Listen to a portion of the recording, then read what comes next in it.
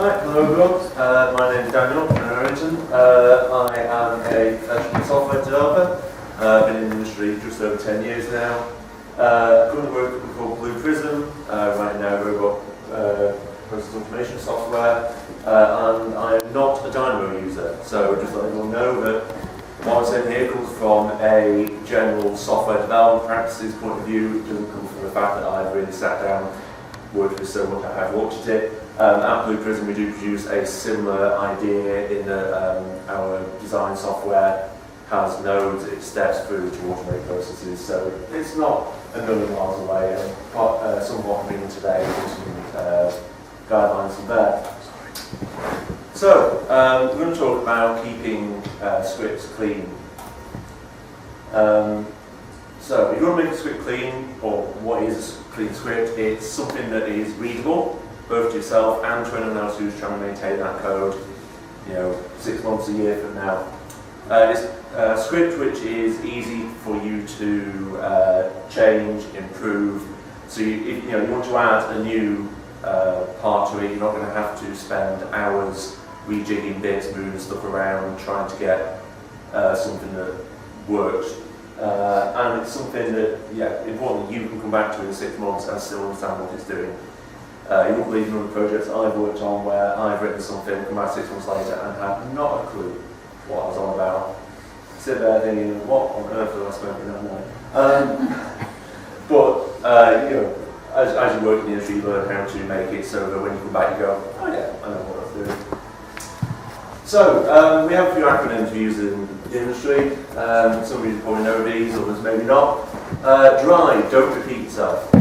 So, if you find yourself creating the same pattern over and over again throughout your script, there's probably something common there you can extract out. You can put in a custom node, and it just makes it so that if you want to make a change to that thing, you don't have to change it everywhere. You change it in one place, easy to maintain. KISS, not one the software industry can claim, but keep it simple, stupid. I believe US military or Navy perhaps. Basically, don't overthink it. You can come up with some brilliant, elegant solution to something, but honestly, if it's a nice, simple solution, if it's not quite as elegant or as pretty, it probably does the job fine, so let's go with that, it'll be easier to understand. And Yakni, one of my favourites, you're going to need it. Again, it's very, very easy to fall into the trap of, you think, well, what if someone wants to do this in future? I'll put that in. Oh, we need to do that, I'll put that in too. The important thing is what you don't want to do that. Well, you've just wasted hours of your time probably. So, don't write anything you don't need right now. If you need it, write it then. So, make the script readable. Anyone want to hazard a guess what that does?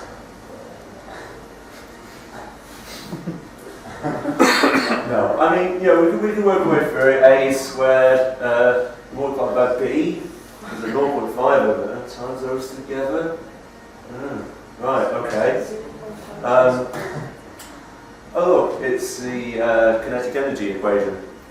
So we have velocity and mass, square of velocity, times it together, times by half, you get energy coming out the other side. That's so much easier, and all I've done is just lay it out and add text, make sure everything's named correctly, make sure that the user is always informed what's going on, and just at the top a little comment just saying that's the equation, what it does. So, some quick rules, guidelines, readability.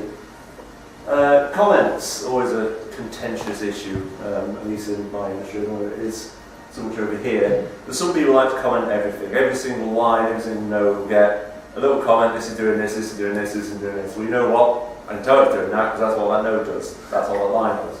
So, save them for where it's really not clear. Save them for areas where you can't make it clear by making your script or code more readable. They should be quite rare. We really should. And a big reason for keeping them rare is that they're hard to maintain. Again, you won't believe how many comments I've seen where they're just not true anymore. I'm sure they were true at some point, but since then, 5 years down the line, people have changed the code, modified it. And you know, no one ever bothers to change comments, ever. So keep them at a minimum, just where absolutely needed. Names. I mean, as we've seen in the kinetic energy equation, it's very important to give things a proper name, make it clear what's going on. Ideally, you should be able to just read through a process. You should be able to start one end, work through the and it shouldn't be a few notes long. You should understand everything it's doing because the names will tell you what it does. And pop at the bottom, if you explaining custom nodes is probably a good idea. Just at the top, just say what it does, what its aim is, but not really per node. And colour coding as well. This is obviously something very Dynamo specific and not something I have to worry about too much, but it's a good idea to have colour coded nodes, so it's really easy to tell what an input is, where calculations are, custom nodes, constants. Just at a glance you should be able to figure out what you're looking at. And ideally you'd have some sort of standard across your business or across whatever industry you're in will be good. And something that's always very important, very, very important, is always have someone look at your stuff. Always. It's so easy to just miss an issue because you've seen it. You know, you've looked at this code, you've read it over and over again, and you're entirely blind to that. A brilliant example is the fact that this said at first, blind to and obvious issue. And then when I got someone else to look at it, they told me it was wrong. So I kind of wish I left it in, it'd be a nice example. But it's definitely a good plan, and don't take anything people say to heart.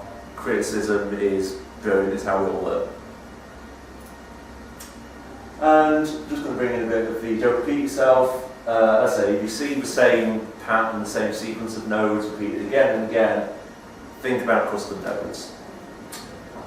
So, we talked a lot about custom nodes, and also we've seen a brief bit of custom nodes in the previous presentation. We're going to look at the node-based, I don't know what the correct Dynamo term is, but not the code-based ones.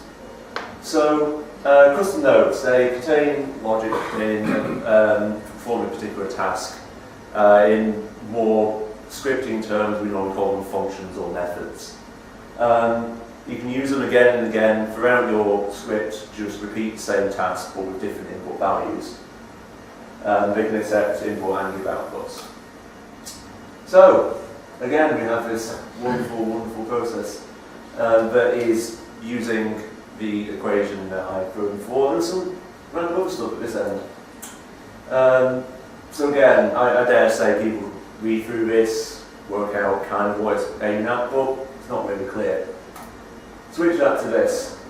So we're getting inputs, velocity, mass on that end, calculating kinetic energy, adding them together, and potentially working out energy and velocity at this end. I don't know, I'm not very good at mechanics. I kind of figured this might be a thing. Don't judge me on it. I hope my example is clear that this is more readable. This you could sit down and instantly go, I see what that does. And that's because we've hidden it all away in custom nodes. So creating one's quite simple. You select the nodes that you want to put in the custom node. Importantly, you can't include stuff like the sliders in it. It has to be pure functions or constants like we have here. Right click, you leave the option to create a custom node. And that will drag all those nodes in. You can then add some outputs and some inputs. And that's about it. Make sure everything's named correctly and you're good to go. Importantly, you can type the inputs and outputs. So I've sort of done a basic guide to simple numbers. If you've got a number, call it a double. If you've got text, call it a string. Anything else, you can probably just say it's a var, just a variable type. They're all documented in the design script documentation, so you can always look at that, figure out which one it is you need. But importantly, they aren't the same names as you would expect in Dynamo itself. So, some tips. Keep them short with single purpose. So, especially in my line of programming, you want a function or something like this to be as short and succinct as possible. Again, they should be entirely readable. You shouldn't just cram loads of logic in. It's all very well having a nice readable top layer to it, but if you dig down, and so you end up with just a massive node because you just cram all your logic in there. It doesn't really help anyone. So each function should be short, it should be readable, and if you need to, nest them down. Don't go too deep. I don't really have a depth guideline, just you don't want someone going down the rabbit hole by the time you go to the bottom, forgetting why you started at the top. Again, very, very common code. And give them good names. Just like any clean code thing, make sure that their names be what they do. And yeah, it should do absolutely what the name suggests. It shouldn't do more than the name suggests.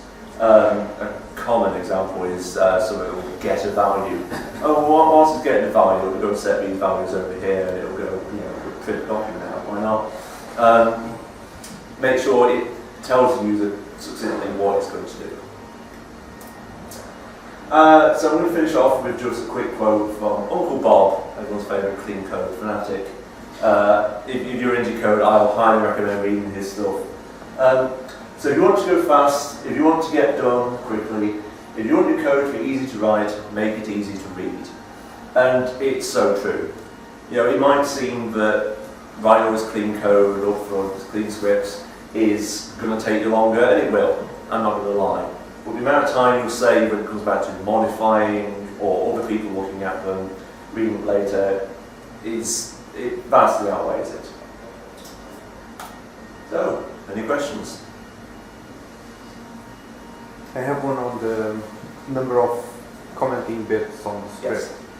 Yes. I fully understand you should comment so that you can come back 6 months later. Yeah. And you still understand what you did. But what is your opinion about commenting the script so that the people with different skill levels of programming can still understand what the thing is doing? So ideally, the script will be understandable at any level just from reading the nodes. They should be well named enough, they should be descriptive enough that anyone can look at it and read. If there is any part that, for whatever reason you feel, can't be read and can't be made more readable, that is where a comment should be used. But yeah, as I say, keeping it at a minimum is good because it just reduces all that, down the line, oh, it's not true anymore problem. What's your view on where you're using standard nodes, to rename those to explain more about why you're using that node? Would you keep the name of the original node, or would you just rename it to say what you're using it for? Now, I wouldn't walk into it, I don't know enough about Dynamo trap here, but for me, if I was doing it personally, I would rename them, but make sure that they still inform what they're doing. So if it was an addition, you would make sure that it was still saying it's adding the two things together, just might specify more about what it's adding together or why. But again, briefly, would be my view on it. I don't know what the sort of industry view is. I don't know. Yeah, yeah. As I say, make it as readable as possible. If it needs the comment, add it in, change the name. I'd say. Anyone else? Oh, sorry. On the colour coding part of it. Sorry. On the colour coding part of it. Yes. I've seen different ones. Is there an industry standard in your industry? Not for colour coding. Every developer has their own set of colours they like to use, and it will adjust according to who's viewing the code as to what colours they see. I believe in Dynamo it's not quite like that, and will be more fixed. But there are certainly naming conventions and other conventions like that. I suspect if we had some of that colour coding, it would be a standard. But yeah. Anyone else? Good. Lovely. Thank you very much.